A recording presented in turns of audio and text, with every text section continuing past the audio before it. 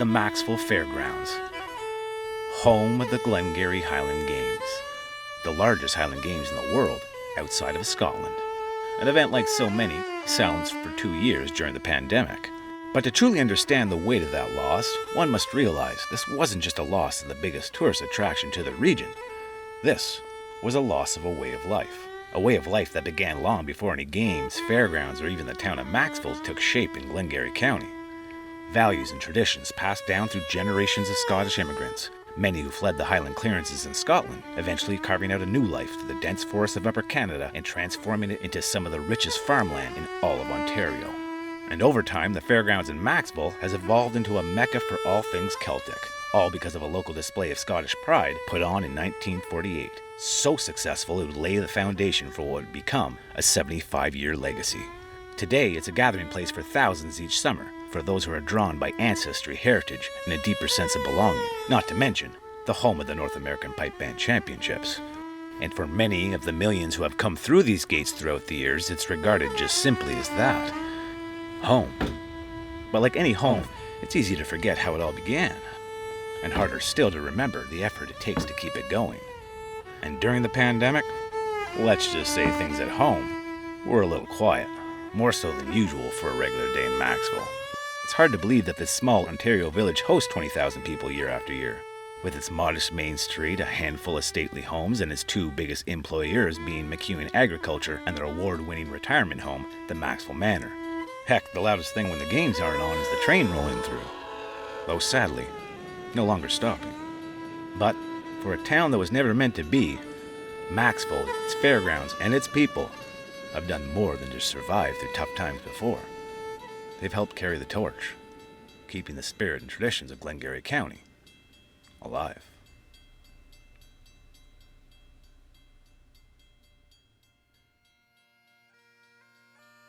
Maxville, I've still got a small, rural, small town feel to it. We're in the countryside. Everybody doesn't hesitate to help out their neighbor, and it's always been part of the community and always been who we are in Maxville.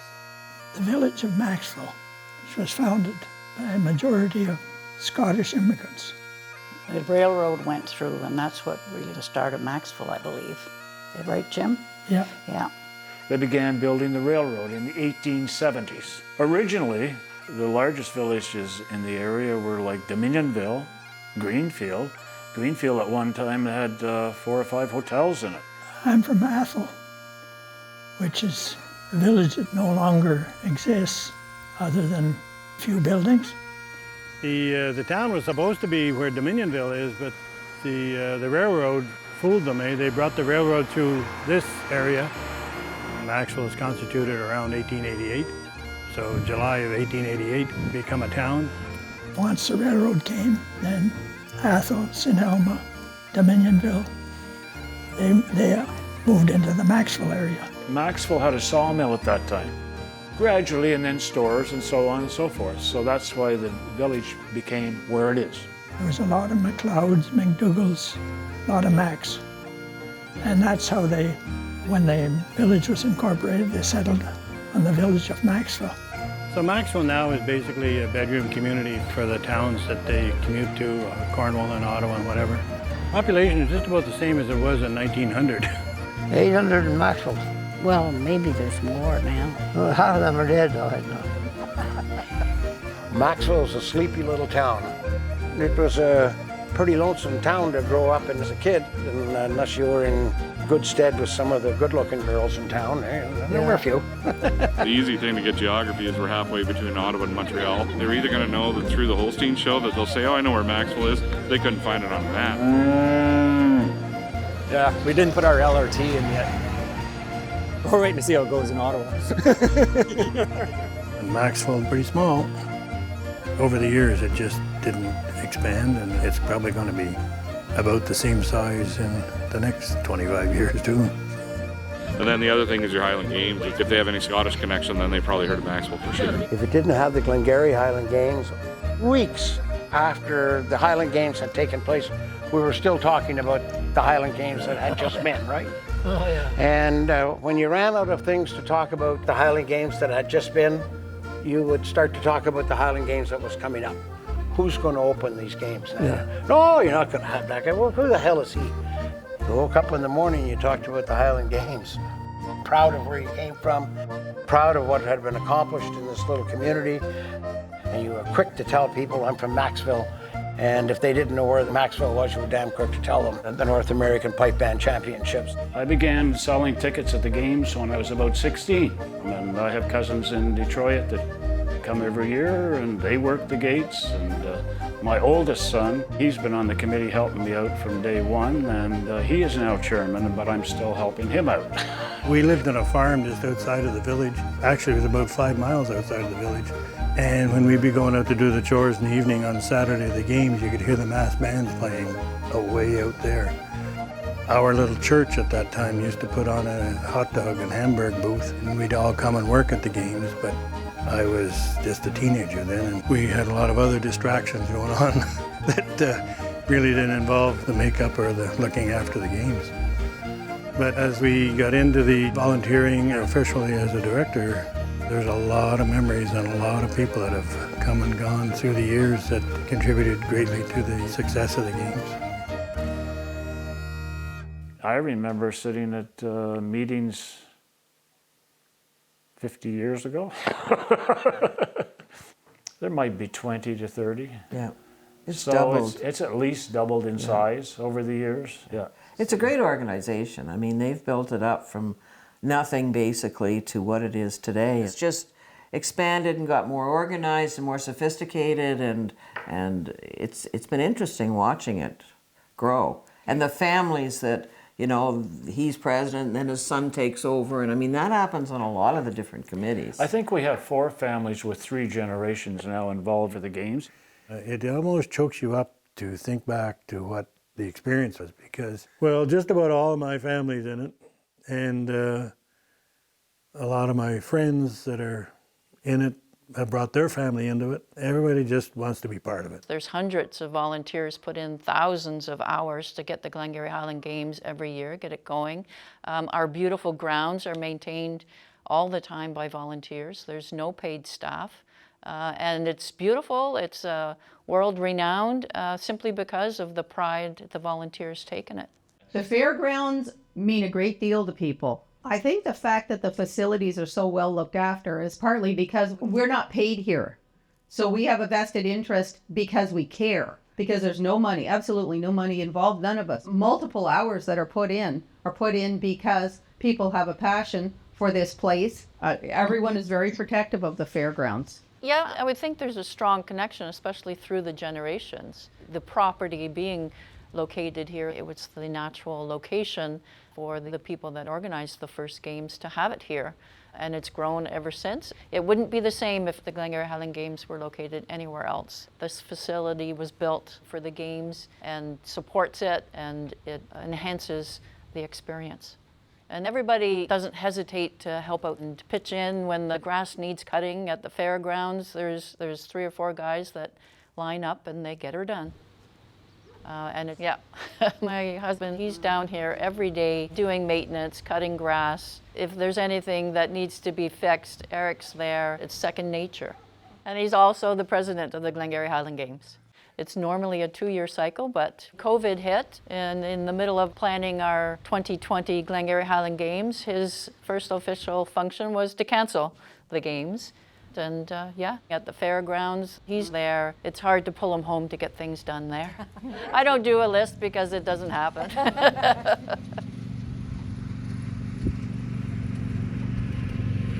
President who is president currently is Eric Metcalfe, and he's the son of Bill Metcalfe. The Metcalfe family, and they're local, and Bill Metcalfe used to be responsible working on the grounds here. There's so many families in the area that put a lot into this event, but Bill and Jean and then their children have been so heavily involved in this grounds, just countless hours. And Eric is a tireless volunteer. You'll find him down here almost every day of the week. He lives just like 1,000 feet from this perimeter, and you'll always see him down here working. So it's kind of sweet that Eric happens to be the president during this time.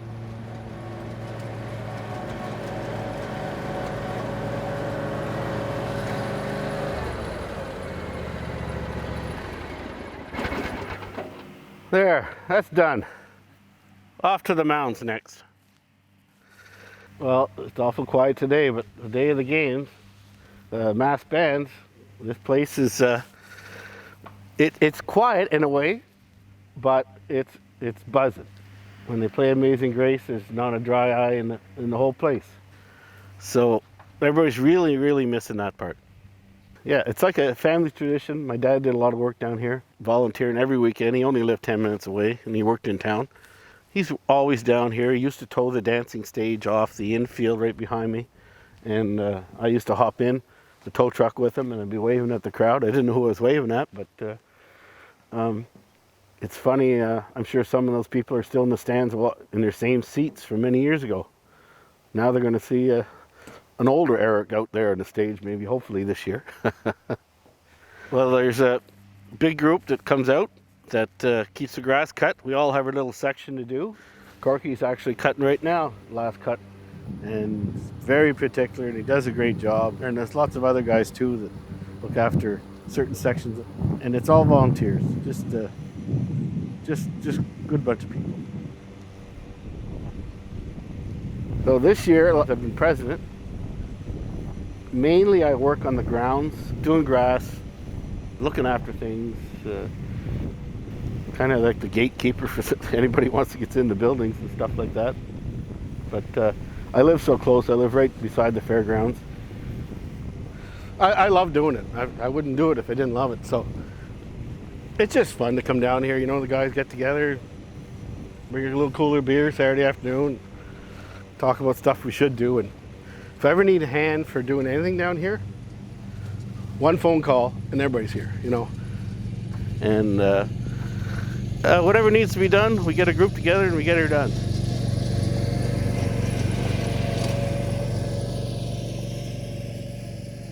Back in the old days, they didn't have nice vinyl fencing. It was all wood fencing that needed to get painted every few years.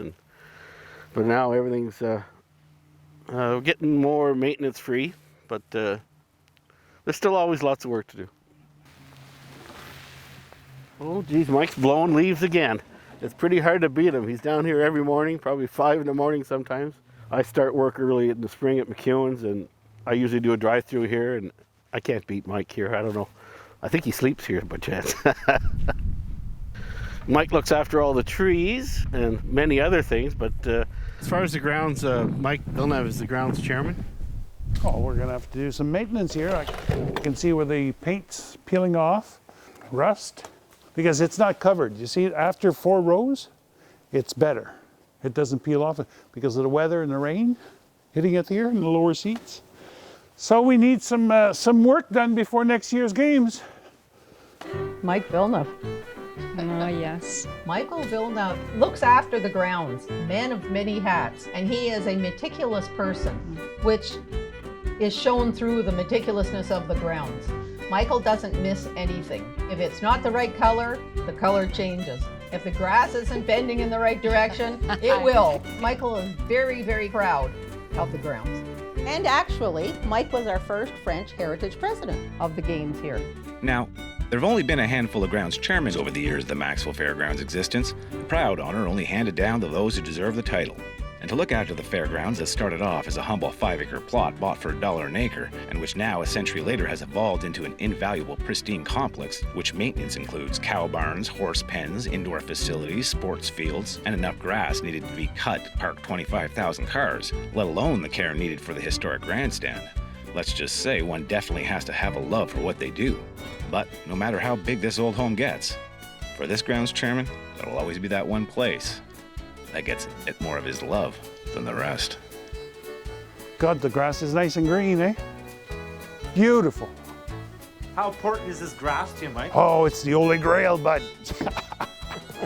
Yeah, Mike Villeneuve, he goes over every blade of grass with a microscope, and people notice it. You notice that in Wonder field. you didn't have the right green paint. Remember that? No, it wasn't quite the right shade. She's going to be nice, including the day of the games. Try not to film the dirt. Pigeons? Mm-hmm. We spent a fortune here trying to get rid of them. That was all closed in, and every post, but there's electric wire that they stand on, and they poop there. Isn't that something? And the acid burns the paint some. I live in the village of Maxville. Oh, I'd say 35 years. Oh God, I'm awfully proud of these grounds. I just love them. You can come here at 5 in the morning, 4:30 in the morning in summer, and just, I enjoy it. It's because I was raised on a farm, and I really enjoy it here. I'll just go back a few years. So basically this track, at one time, was a track for race cars, stock cars, every Sunday for several years. I can't give you the year because I remember I was just maybe 5, 10 years old, and I remember every Sunday there was races. And part of this, there was a racetrack right here, and there was a wall in the back to keep the circle to raise it. And all the clay came from my dad's farm. That's why I remember that. And he never got paid for it.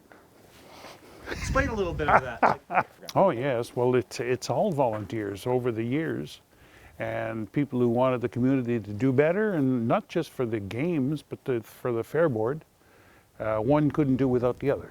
Okay, if you're going to understand anything about Maxville, you're going to have to know something about the Canadian Agricultural Society, aka the Maxville Fair Board, an organization dedicated to the local community and its rural way of life.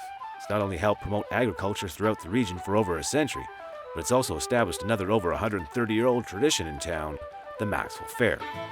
And in 1907, with a need for a new home for their fair, they built upon the Maxville Fairgrounds.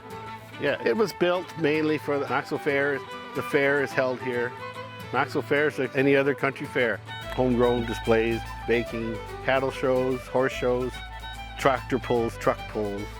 It's a nice little fair, very small fair. And it was in 1948 when a small group of local community members approached the fair board with an idea to host a Highland gathering at the fairgrounds. Agreed upon and jointly sponsored, along with the Maxville Chamber of Commerce and South Glengarry's Agricultural Society from Williamstown, the first Glengarry Highland Games was born. Chamber of Commerce were actually the first ones to sponsor the games. And after 3 years, they couldn't handle it, and they couldn't get the money and so on and so forth. So the fair board stepped in. Very important because they are the land owners that the games takes place on. And so the games became a subcommittee of the fair board. Now, when the games originally started, if you had not been president of the fair board, you could not be president of the games.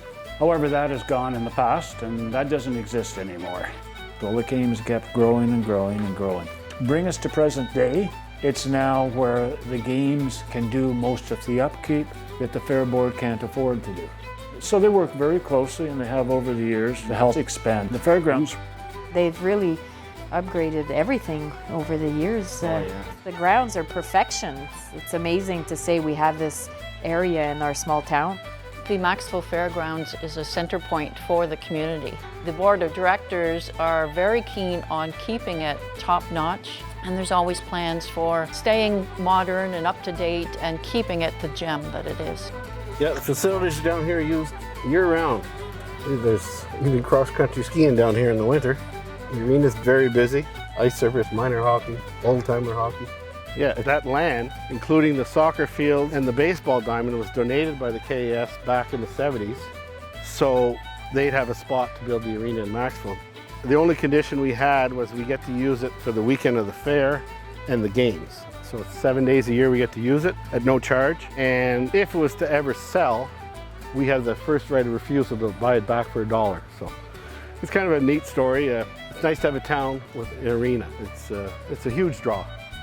In the later half of the 21st century, with the arena and the Highland Games bringing in larger crowds, along with the general decline of agriculture fairs, it fell upon an idea from the Highland Games Committee to help raise the funds for the growing cost and maintenance of the historic fairgrounds.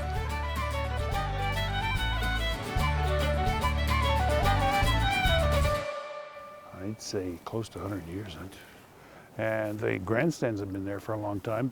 The far grandstand with the red seats, that's fairly new from about 15 years ago when they did major overhaul.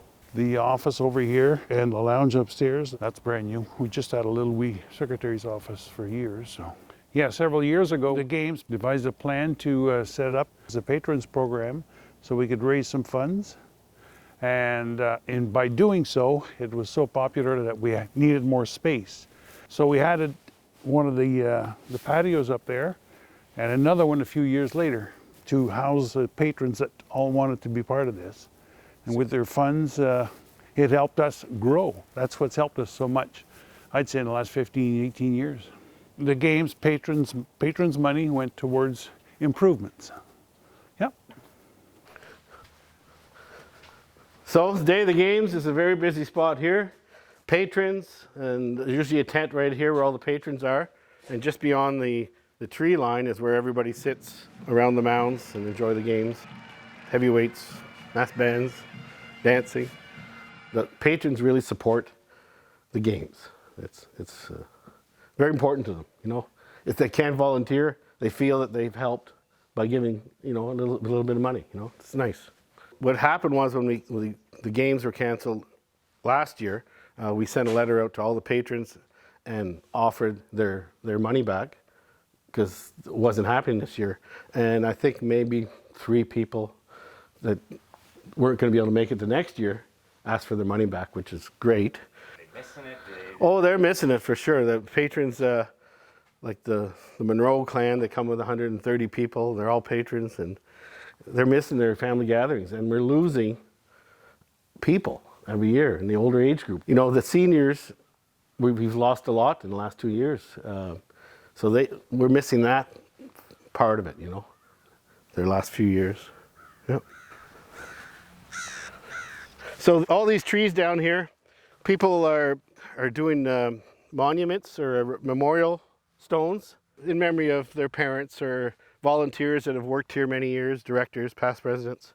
So there's lots of trees around here that are planted in memory of someone. And the patio here, beautiful patio here, MacDonnell patio. A donation was done to build this nice, beautiful sitting area for patrons and handicaps. It's just a beautiful venue to see the infield and everything on the ground. So every year the patron program really helps. Gives us some extra cash to put up plastic fencing instead of wooden fencing we have to paint every year. The new grandstand's all concrete, so we're not painting that every year. This old grandstand, we reinforced it and good engineers in, so we really beefed up the structural, so it's a good solid. But there's always boards to change and painting every year. It's exposed to the weather, so there's been no painting in the last couple of years because there was nothing going on, but we'll have everything up to snuff for next year for sure. So now we're walking on the holy infield. It used to be fun years ago when the fair would put on an event. They always used to do the demo derby, and all the directors from the games would just cringe, and the cars are going to tear up the infield. Antifreeze would go all over the place, but we usually did it in June, and by the time the games came along, we always had the grass back together. That was always a challenge. We don't do that anymore. So if you look at old pictures from the games, there used to be the mounds, and you'd see all the crowd, but there was no trees. And then when Mike Villeneuve really got more involved, Mike would plant some more trees. Now it's like a forest.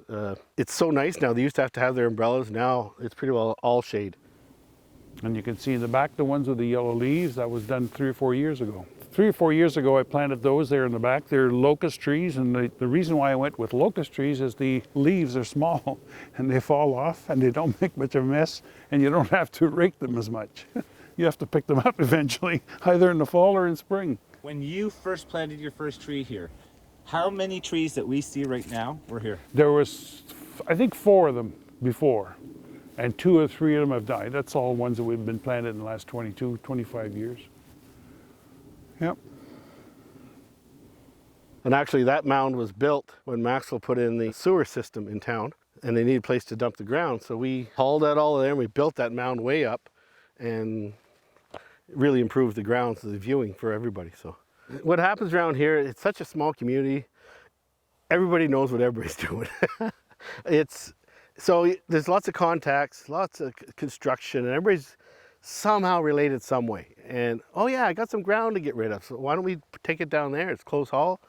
Good for us, good for the town, and it wasn't. I remember picking lots of pavement and asphalt out of it when I was a kid, but there's lots of old stories from down here. If this could talk, it'd be really cool.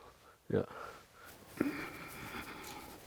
The retaining wall used to be done with railroad ties here and tin, and it was all falling apart. And that's one of the first projects I got involved with, is putting this wall up. And we got, I don't know, 5 or 10 guys that were helping. So we stopped for lunch. We were halfway done. We didn't put enough stone in the back of the wall as we came along because we weren't very professional. The whole damn thing fell over while we're having lunch. So anyway, that's a little story. But it's lasted for, I'd say, 25 years now, 30 years. Well, because the facilities are so nice now, we have several weddings a year. I know not the last 2 years, but there's several things going on, dances, receptions. We're very lucky to have that Metcalfe Center because it's good, large in size, and it accommodates a lot of people. Well, this is the Metcalfe Center. Used to be called the Angus Gray Center. When this one came along, we renamed it. Well, the Angus Gray, on a Sunday or Monday evening years ago, the kids decided to have a little party here, and maybe they partied too hard and there was a fire, and it burnt to a crisp, like all within a couple of hours. So it was made on the cheap because there was no money originally, so it didn't take long and we lost that. The only problem was we were doing the grandstand renovations, the new grandstand, and this office whenever this happened. So everything was tight. Finances were tight to get everything done, but we got through with a lot of good donations, a lot of hard work and functions. So we were very glad to be able to get some programs in place and replace it with something good and modern. So if there's barn fires, the other farmers will take in the cattle and milk them for the place that was burnt, and they help each other out. It's the way it is around here. We're walking into the Metcalfe Center. Built in 2004, I believe. This is a hall we built to replace the Angus Gray hall that burnt. On the wall here you'll see some pictures of the building process.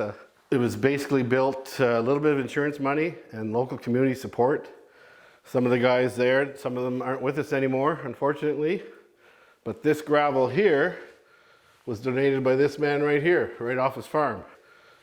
And all the trucking that day was donated. A lot of donated work for this building.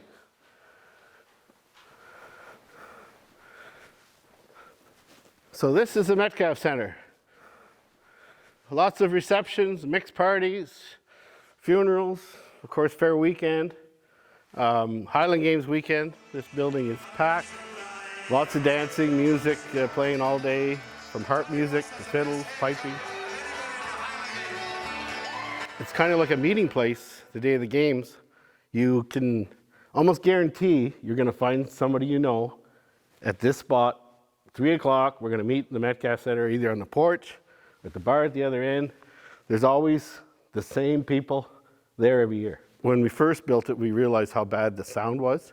The bands didn't want to play in here, like it was terrible. Finally, we raised some funds, and actually I had my wedding reception in here New Year's Eve one year, and all the funds were donated back to pay for the ceiling and the heat. So it was a cool heating and air conditioning. From your wedding? Our wedding reception, yeah. Explain that again. Yeah. Well, we got married in September, or let me get this right. We got married in September, yes. So then we never had a party. It was just a family wedding. So we decided to have a New Year's Eve party as a reception. And we had a full house, and we donated all the profits that night from the door. The wedding gifts all came back to the hall. Yeah, it's cool. The masons helped us out, and we put in the heating and cooling, air conditioning, and the acoustic ceiling. So fix that problem. And now? So as far as these tartans on the wall, I don't know how many tartans there are in the world, but there's many more, and we plan on expanding this tartan wall. My dad started it years ago when we first built the hall, and then as soon as somebody would see their family name up there, oh, I got some tartan at home, but can you cut me the board out? And that's been going on ever since the hall was built. It's amazing the number of people that come in here games weekend and stand there and look for their tartan. It's just steady. There's always somebody looking. So it's really neat. As you see here, the Glengarry Highland Games tartan right here. 3 of our directors designed this years ago. It's now registered in Scotland and very popular. The Glengarry Pipe Band and the Connie Blaney Pipe Band is using this tartan. It's an honor badge. So sorry, where's the Metcalfe? Metcalfe is English, so no plaid, no tartan. There's the Campbell plaid right up there. My mum was a Campbell. Her father was Arthur Campbell. The McLeod always stands out, the yellow. Always nice. So what? Tell me something. This center we're standing in. What's the name of this center? It's Metcalfe Center. Why is it called the Metcalfe? Well, they decided to rename it when they did the official opening, and my father never was president, but always around for the fair, for the games, any other event, working bars in the old Angus Grey. Behind the scenes stuff, like more in the operations, and did a lot of work down here over the years, many, many years. I was heavily involved too. It was just kind of a little honor for my dad for all his work he's done down here.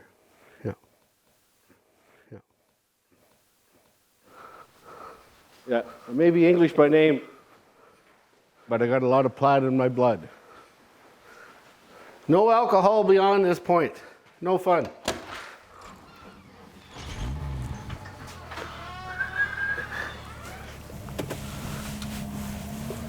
Where are we heading, buddy?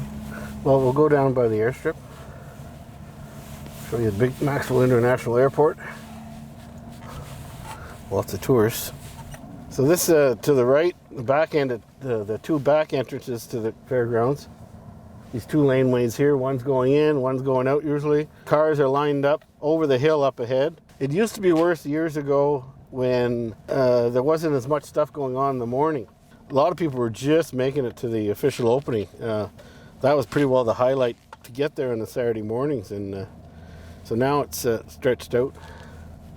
You learn as you go, I guess. Yeah, we learned. It only took us 72 years to figure that out. So this is the Maxville Airport.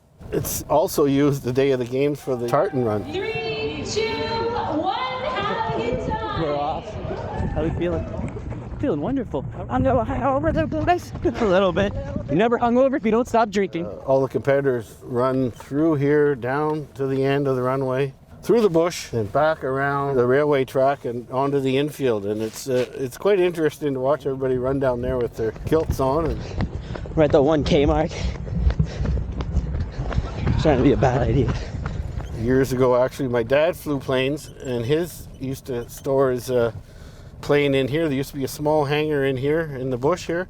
And Sunday mornings, my dad would always hop in his J3 Cub and go for a flight over the Alfred Bog and look for moose. Or Billy was a flyer? Billy was a flyer, yeah.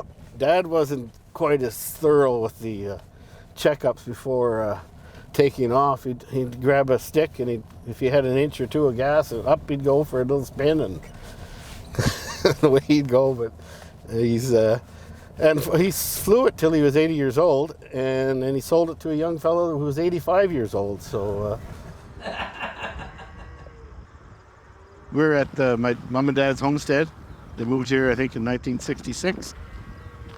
I grew up here, and we're out in the countryside in Athol, Ontario.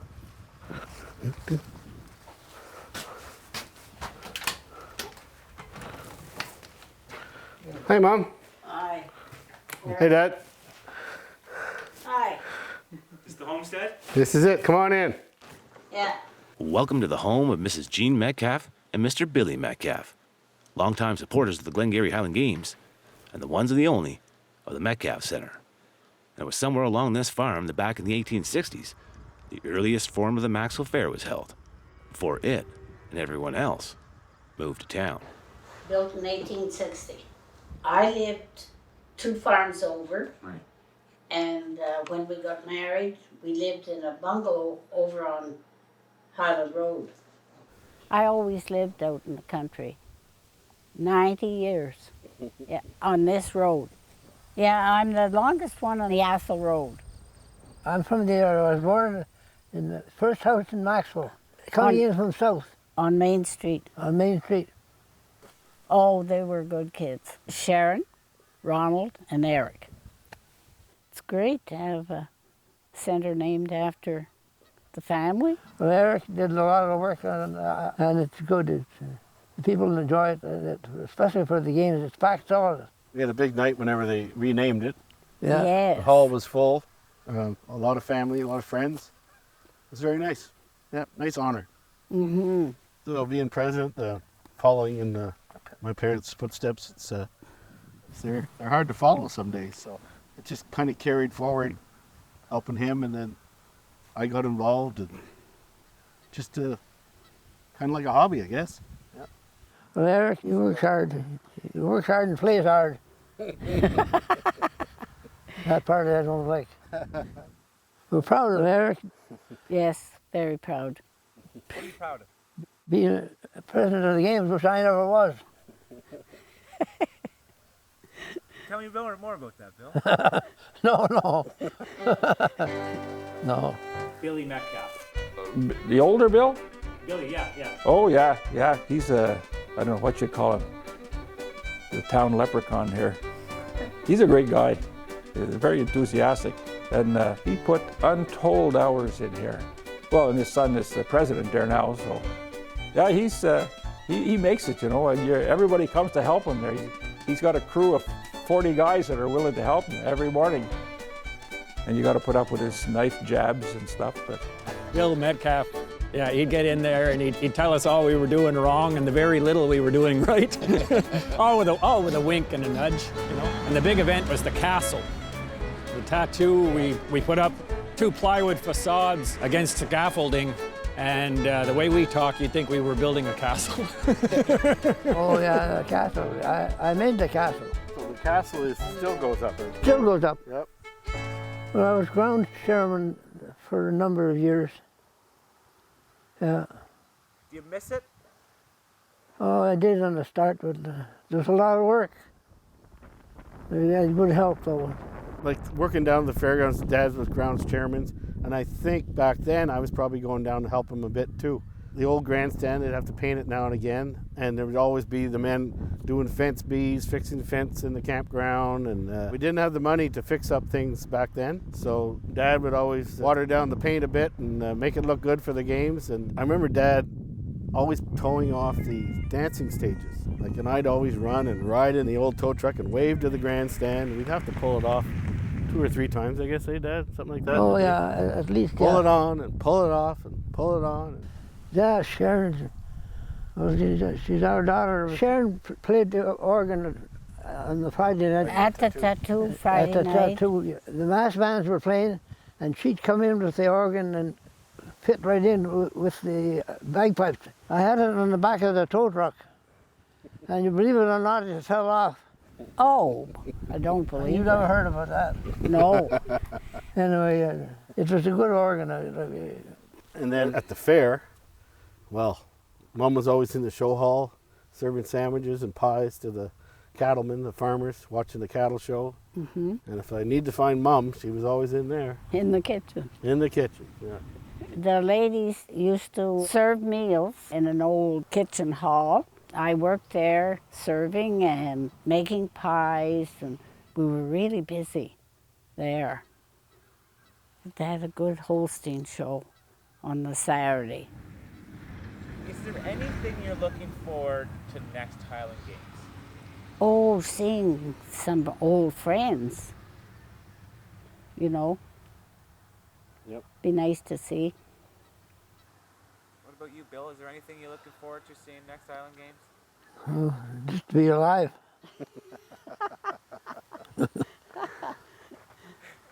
It was tough, COVID, for the seniors in the area, they're very social, and it just seems so unfair.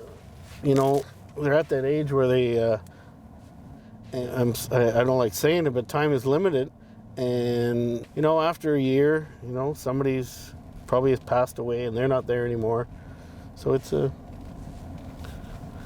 was difficult for them. Yep. We have a lot of good people that act as almost security down here. My dad and mom drive through here every day, twice a day. John Williams used to look after concessions. He's down here, I'm going to say 3 or 4 times a day driving through. So he's just like, nothing can happen down here without him knowing it. So it's nice. So we're just going into the admin building. The day of the games, the treasurer is in here and the secretary is in here.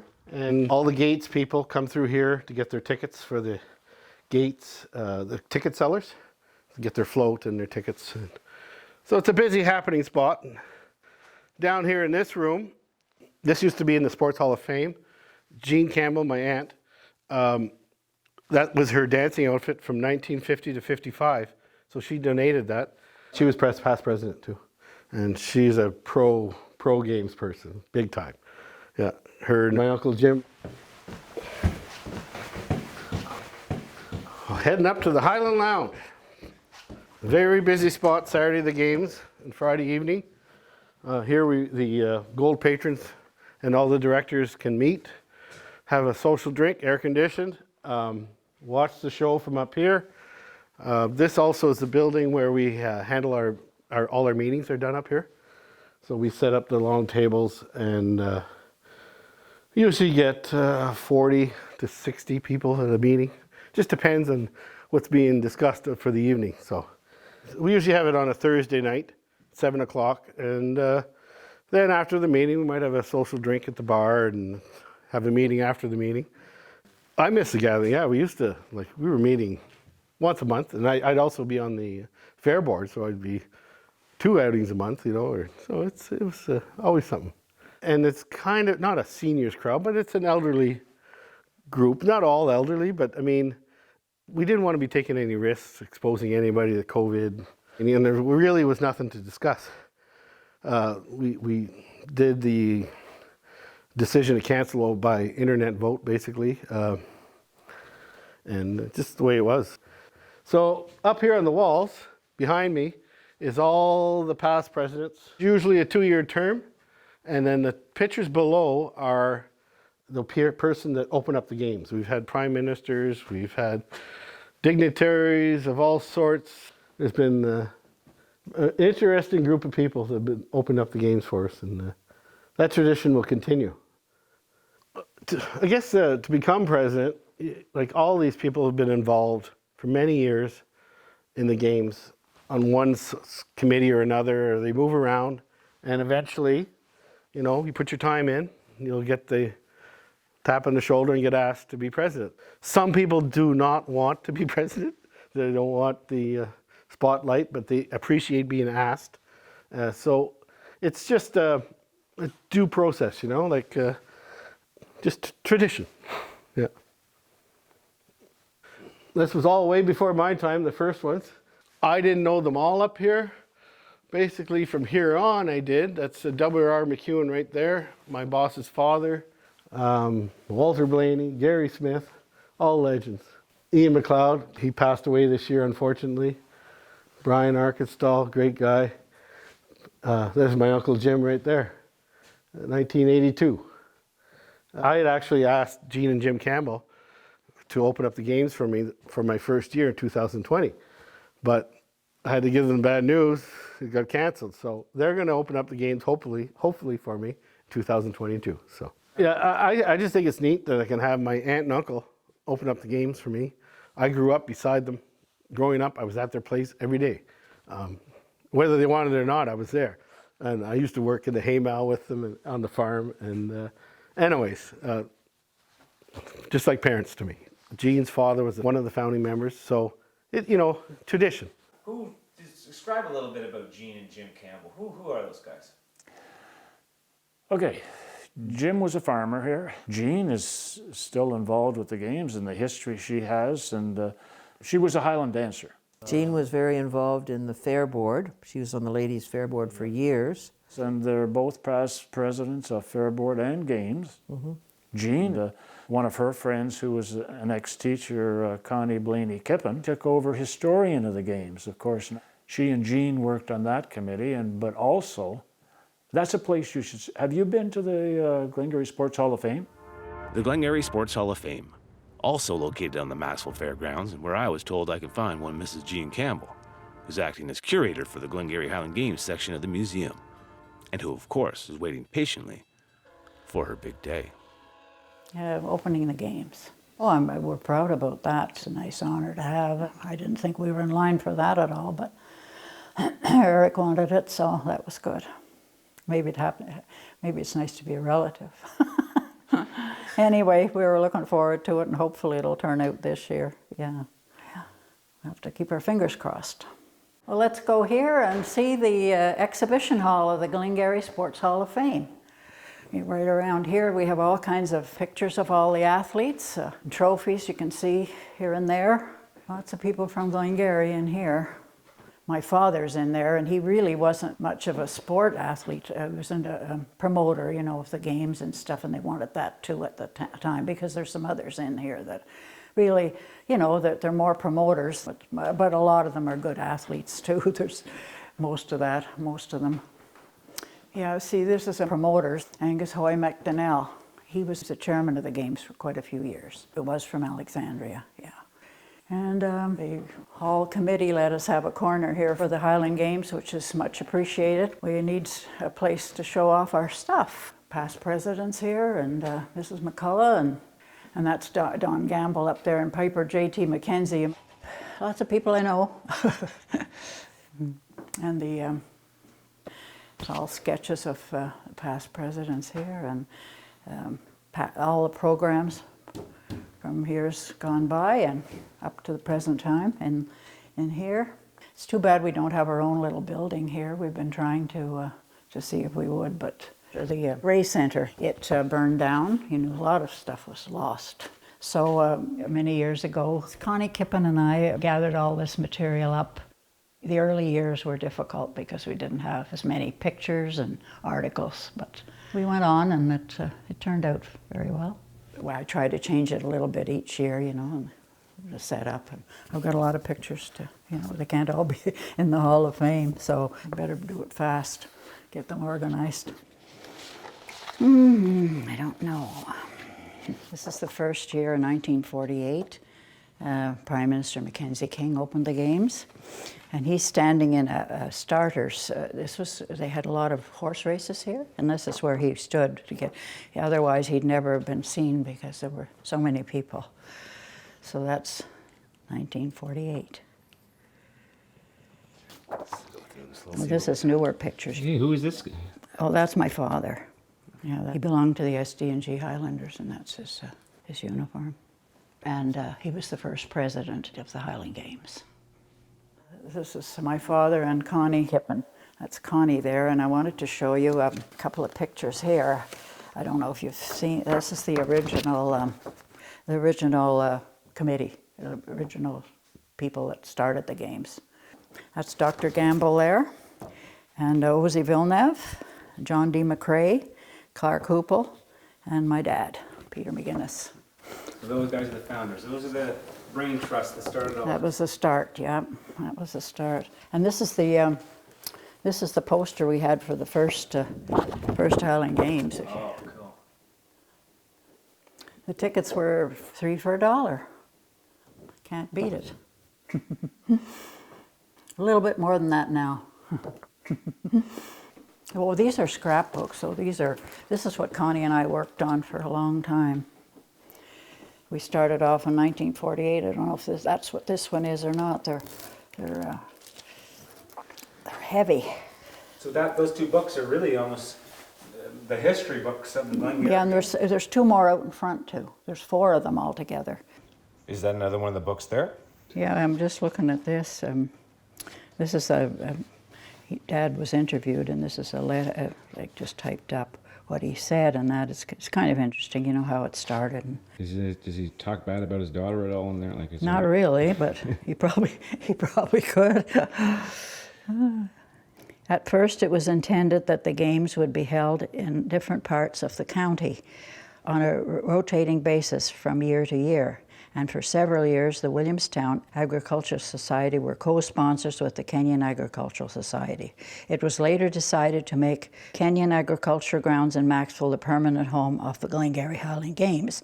The Games Committee look back with pride and the success it has enjoyed over the years and are very grateful to everyone who, by their loyalty and attendance every year, made it so. The words of your father. That's my dad up at the top there. And these are people from Martintown. Kenny Barton. McIntosh, yeah, I think that was Williamstown. Bill McCune, he was a big supporter for the games and a past president. And then that's Jim, my husband Jim there. Yeah, he wants to stay in the background. Well, he's 92, maybe that's one of the reasons. And Jim might not have been the best athlete, but he sure was a good farmer, one of the best farmers around. This is an award that Jean and I got. It's a Farmer of the Year award for Stormont County. Very proud to be a recipient of that. And this is the master breeder. Elite, excellent cattle in the breed. Excellence and very goods. And our breed was Holsteins. We won a lot of awards at the fairs, at the Stormont County fairs, and yeah, so he did pretty well. We were just everyday dairy farmers, just the same as usual. My parents were farmers. I was a dairy farmer. But the only thing going on at the time, we took our milk to Maxville. We shipped our milk to the Borden Company and it was processed there and put on a freight train. They put ice among all the cans because they didn't have refrigerated cars then. And they shipped it to Montreal. And Ozzie Villeneuve, who's a well-known figure around here, he had a cattle yard there. And we took our cattle there and then he shipped them to Montreal. Yeah, he lived on Fair Street, just up the street from here originally, yeah. And one of the founding members of the games. Yes, he was, yeah. I know with me, I grew up with the games from 1948 every year. I had lots of games, I tell you. My father being one of the founders, it was lots of talk about Highland Games. My father, Peter McGuinness, was a great Scotsman. He was, born in Canada, but real Scottish. And he loved the pipes, and he started to play when he was very young. He was a piper, and his dad was in the ST&G pipe band. And the Gaelic Society in the early 1920s had competitions. So I think that it all started then. And then when I started dancing and wanted to go he took me to competitions in Embro and Fergus, and we'd go to these games. This was before Maxville got going. And I got a third in one of the dances, and that was, I thought that's really good. I'm out of Glengarry, and I'm getting a third prize, that's pretty good. So my father thought it was too, and he could see that, that's a great thing, that was competitions. So that's going around in his mind that, hey, we can do this in Maxville, or in Glengarry, I should say. So that's how it really started. He was very anxious to get going on that, and he was very proud to see that it took off, I know. I bet so. Oh, before I forget, Jim, tell me the first time you laid eyes on Jean.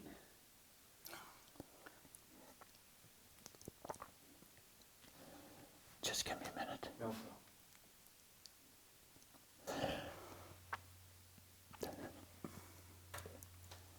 Can I have a minute? Of course, of course. It was in 48, first games.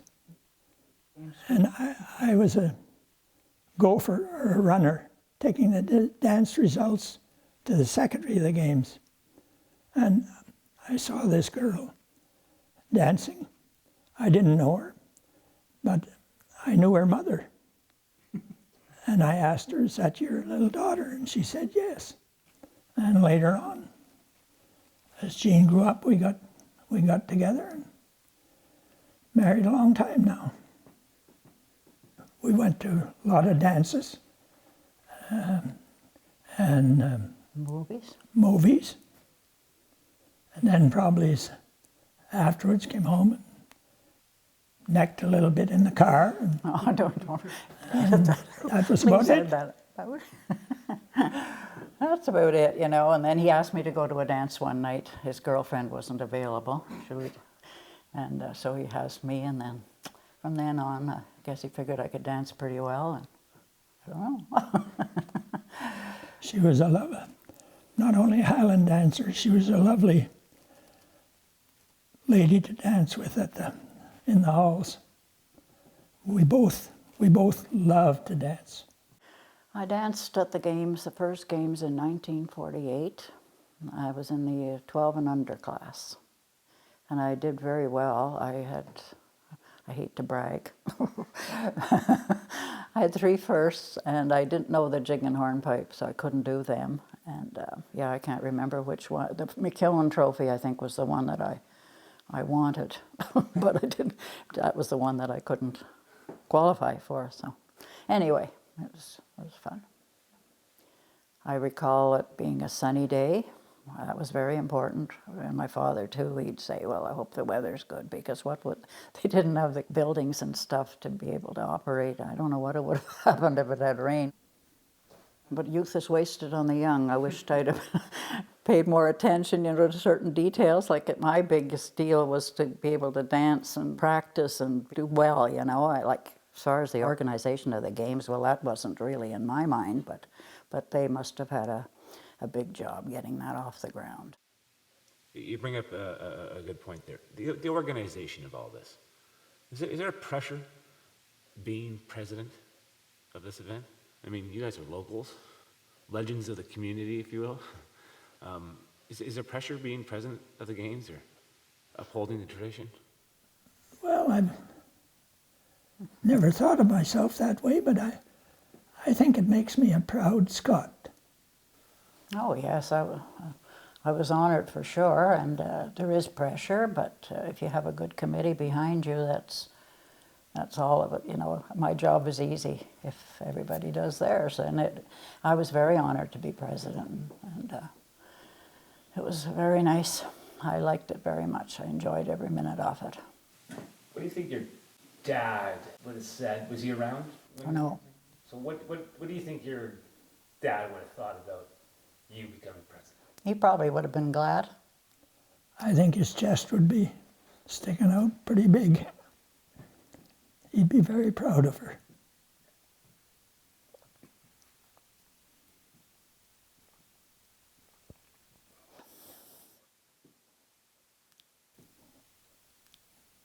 What are you thinking right now? Just thinking of him. Yeah. Lots of good memories.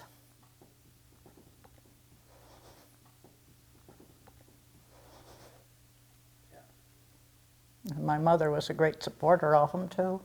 She went along with everything. She went to all the games with us, and Connie Kippen too. Connie was my first cousin. So Daddy and Mom would take us. Connie would compete in the piping, and I'd be the dancer, and we'd go to these games.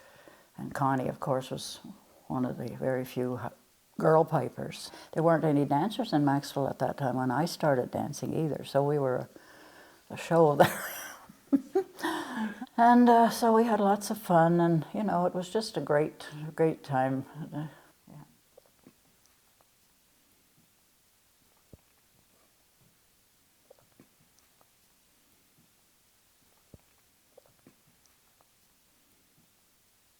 Is it tough talking about your father? Yes. You want a quick moment? Maybe. Yeah, let's take a quick moment. Yeah. Shouldn't be so emotional.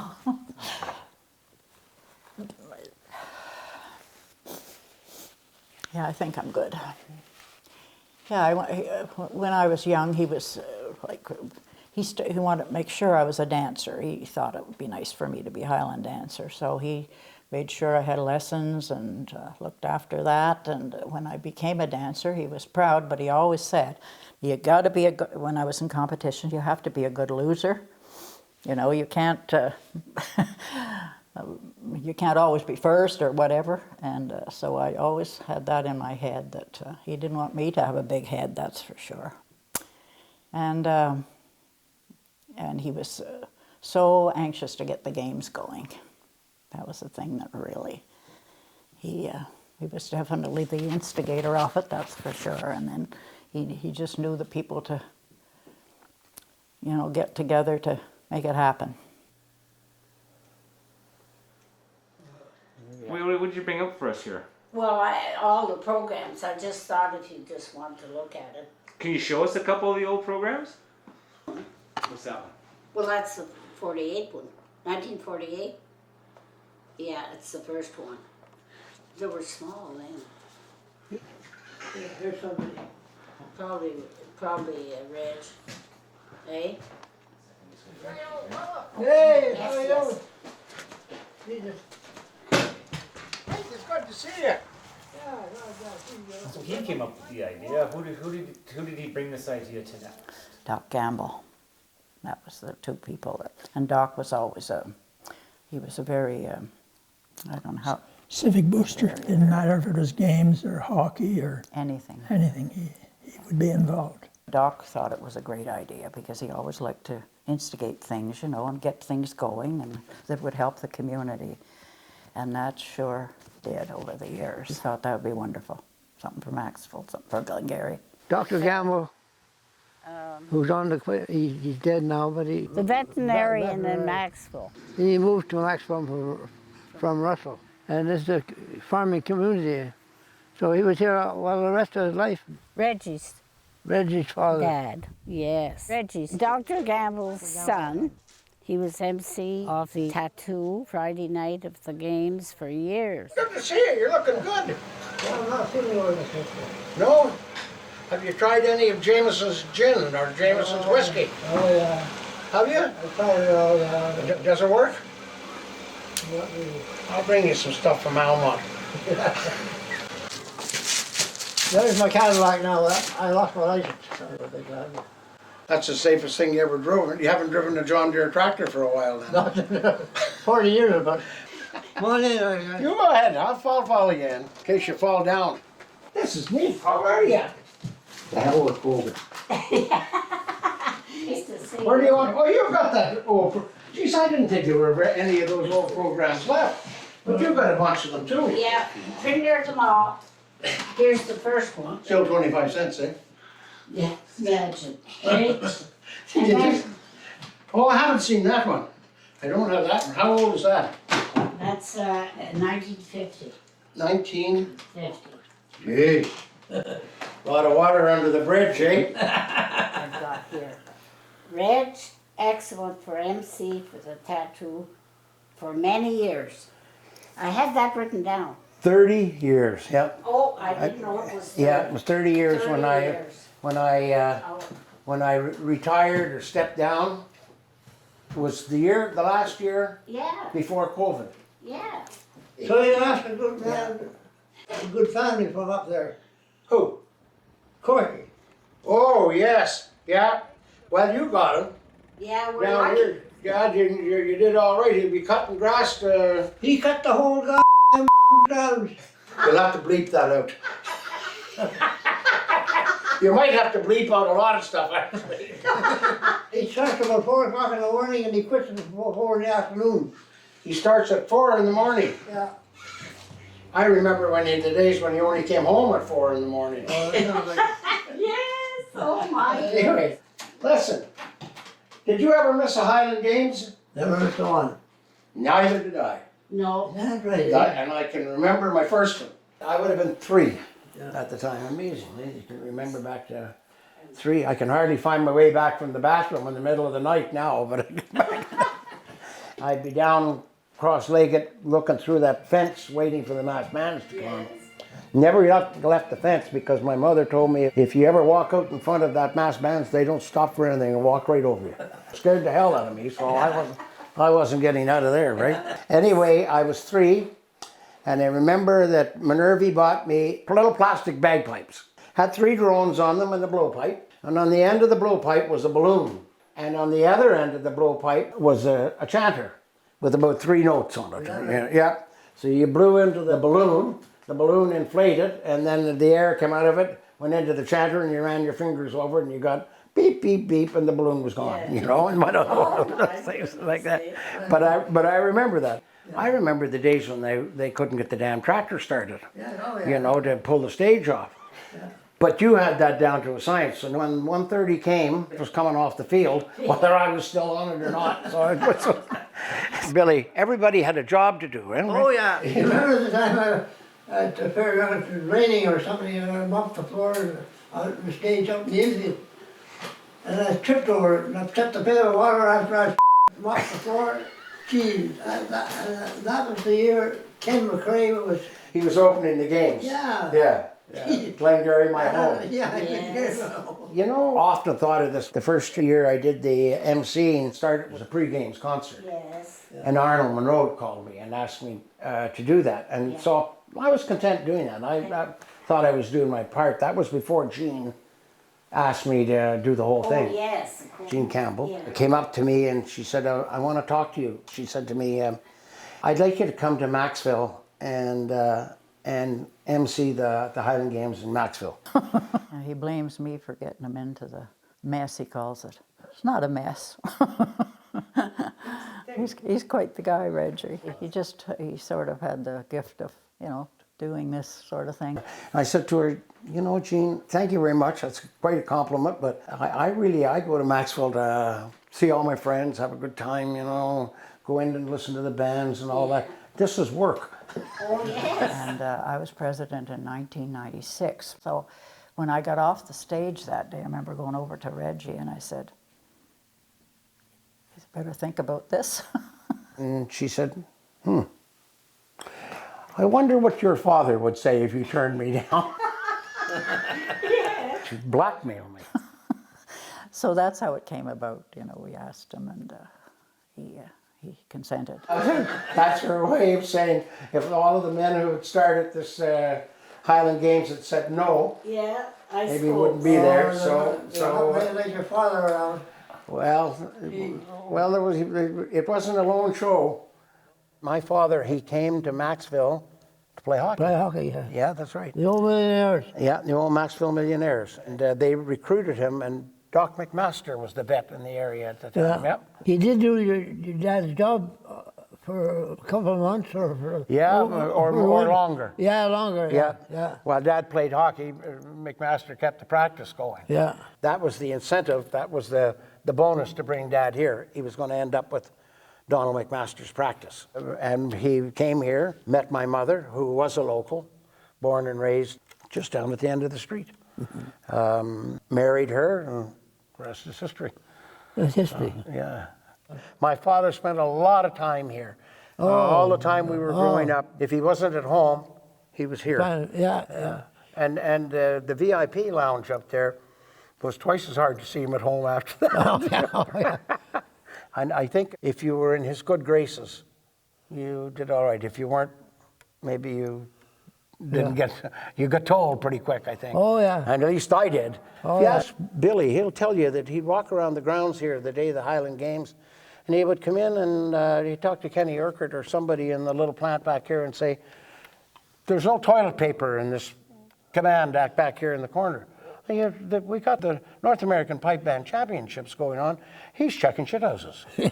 You know, like, that would be him. And when it was all over, he'd be proud of it. He'd be happy with everybody that participated and made a success of it, and welcome you for a drink. You're good. The best guy came around here for a long time. We'll never have another one.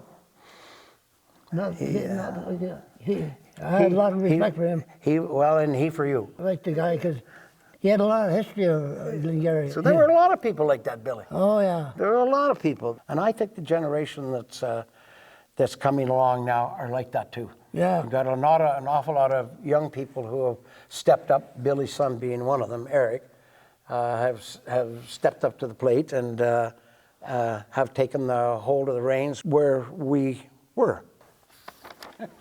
There's a picture of you right there.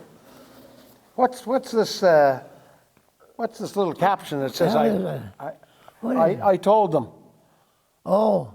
You must have said that quite a few times. You're looking a little bit younger, Billy. Yes, that's for damn sure. And what book is that? 54th. 54.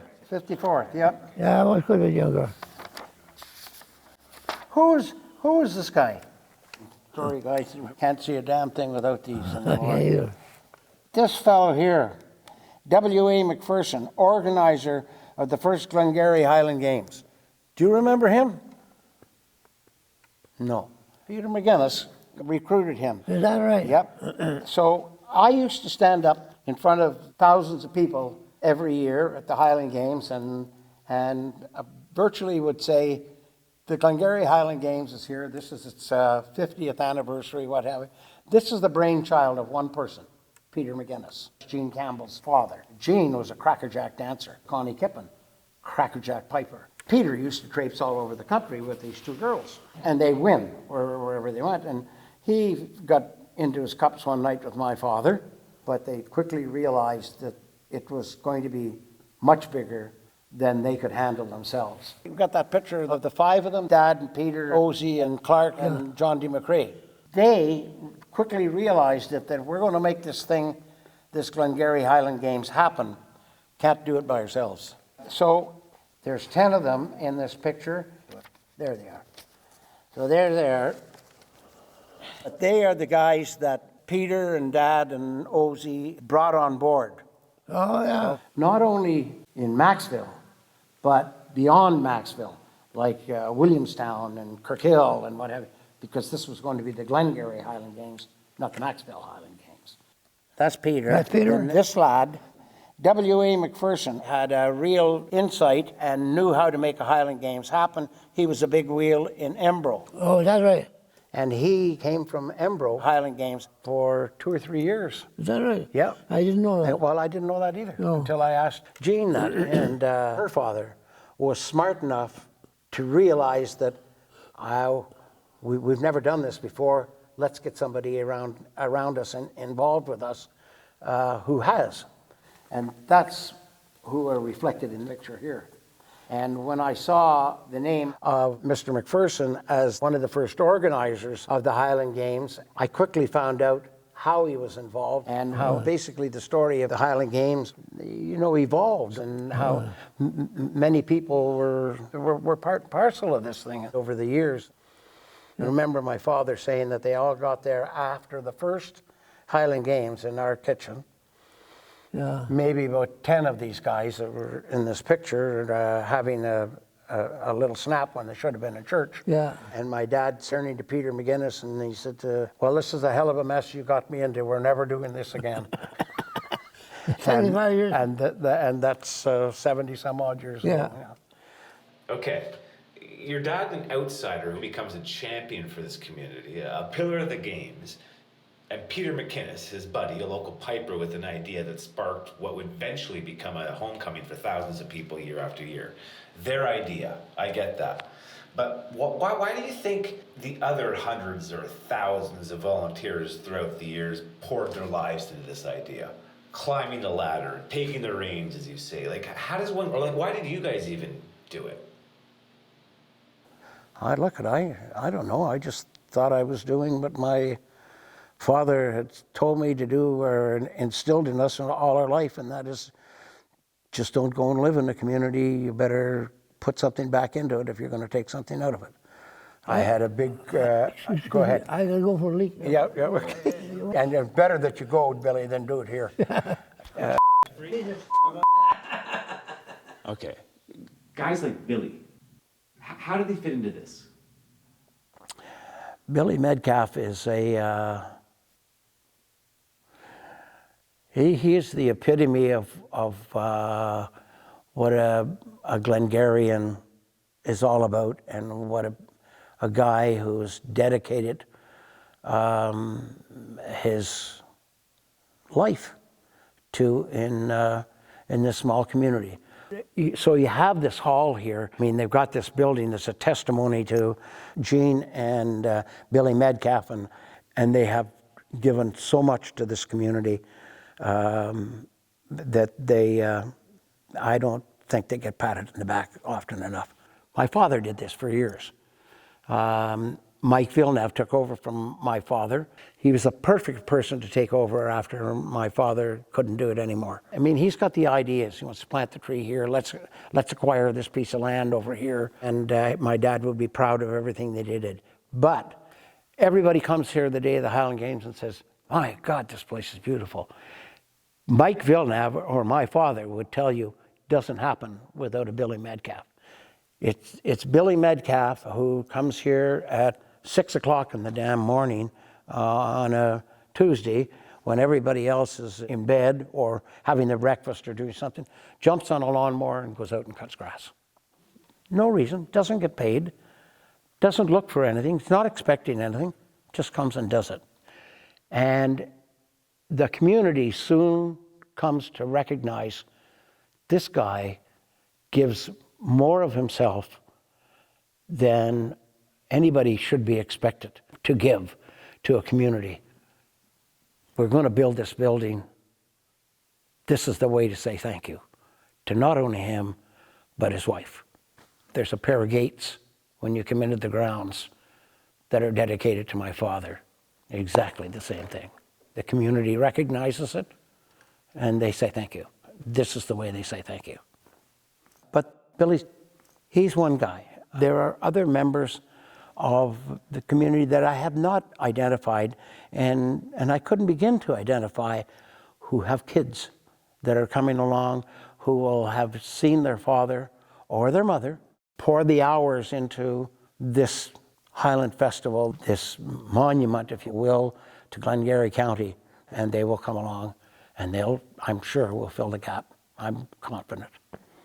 Over the last number of years, we've added the Memorial Garden. Yes. To remember past presidents and directors of the games. Yeah. And that's neat, you know. They have something permanent there at the grounds where they spent a lot of time. And yeah.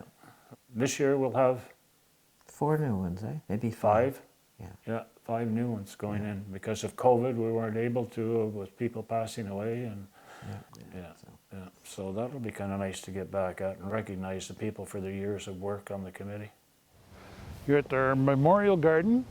The day of the games on a Friday, we have a memorial service for those who have passed away, and we honor some new ones every year. It's turned out to be a wonderful idea, and everybody really appreciates, especially in summer, just sitting out here, and the pipe bands are playing right beside here. Lovely. You have several past presidents. One of the latest ones is my good friend Murray Stewart. He was in charge of camping. Ambrose MacDonnell, Ray McCullough, Angus Hoy MacDonnell, very popular man, Glengarry News, the whole bit. Gary Smith is another one that did a lot of, he was the grounds chairman along with Bill Metcalfe. The John Deere dealer, always made sure we had good John Deere tractors here. Now Connie Kippen, Blaney, she could have given you a lot of insight. She was a wealth of knowledge for the games because right from the start, along with her husband. And this lady here was part of the tartan, getting a tartan registered for the Glengarry Highland Games, which I was happy to get because I did not have a tartan. They got it just because I was coming up as president. That's what I think. We'll get the Frenchman the proper attire. And Brian Arkenstall, he was our secretary, treasurer. Fantastic guy to work with. All great people. They all loved the games and they were willing to work hard and help out in whatever way they could to keep it going. First, you couldn't afford to pay people the hours that they work here. Other cities have tried with games. Ottawa's tried and paid union wages, and they're not in existence anymore. So that's number one. But just the pride of having a small town the size of Maxville put on a performance like this every year, or trying every year, is wonderful. Yeah, well, it's every department has its own hours type of thing. You have people that are just here 2 weeks before the games, but that doesn't mean they haven't been working all year preparing, either dancing, island dancing, anything at all. Even the beer companies you have to deal with. Everything's got to be, and when they get closer to the games, they're here just about all the time. So, well, my son used to help a lot here, and the last week of the games, you just grab whoever you can and say, "Follow me, and I'll get you a job." How many hours do you think is in these people? Oh my God, couldn't count them. I couldn't count them. Like lifelong, because a lot of these people grew up as kids coming to the games. And then they were running the games. And their kids are running the games, you know, helping promote the games, so.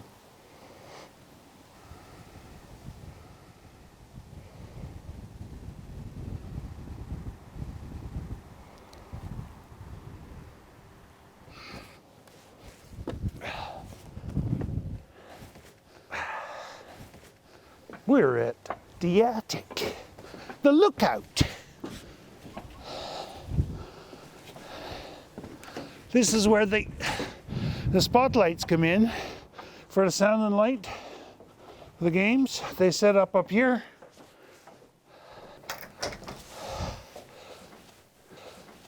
How's the view? View is beautiful. Hey lad, I don't know where you've been. I don't know what you've done, but I'm glad you got first prize. You come up here often to have a look? Well, during the year, maybe 7 or 8 times.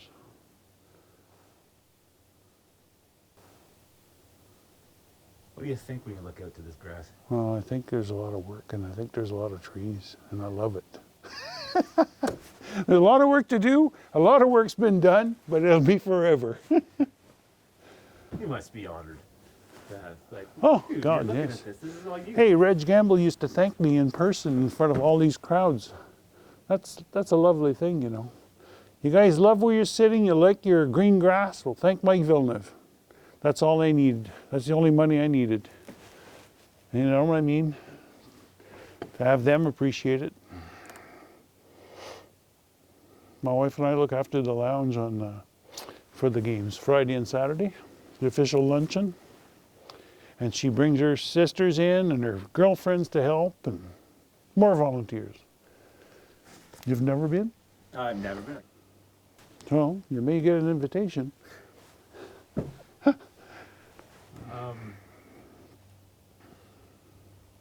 You said you have other kids and stuff like that that you had coming through here helping out at some point? Oh, my son would help me getting ready for the games, but I lost my son in spring to cancer, so he won't be here this year.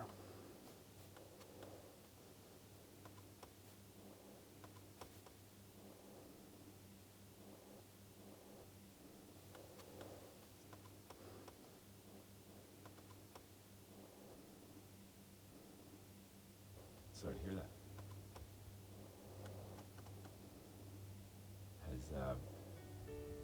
Has COVID been hard for you in the sense of? Yes. Been hard on everybody.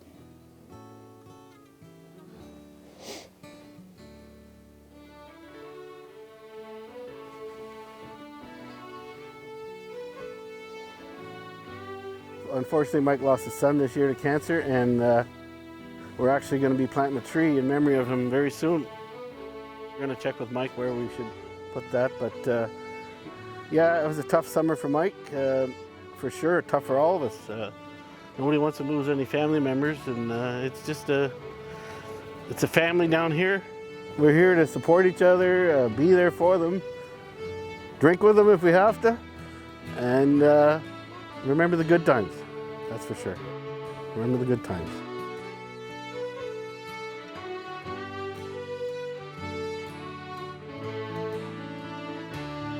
From its English leader to its French caretaker, and the legends who came before, the Maxville Fairgrounds and the Glengarry Highland Games have clearly evolved over the years way beyond any of the founders' wildest dreams. And to the thousands who come, play, laugh, and compete, and to the hundreds who have kept this home ready for the return year after year, well, I guess there's really only one way to put it. The Glengarry Highland Games, it's a community monument actually, and a testimony to everybody who lives in Glengarry County. That's pretty near all I have to say about that. One thing's for certain, what truly makes a house a home is family. And with the loss and nostalgia felt around Maxville with theirs, I could only imagine what the rest of Glengarry was feeling.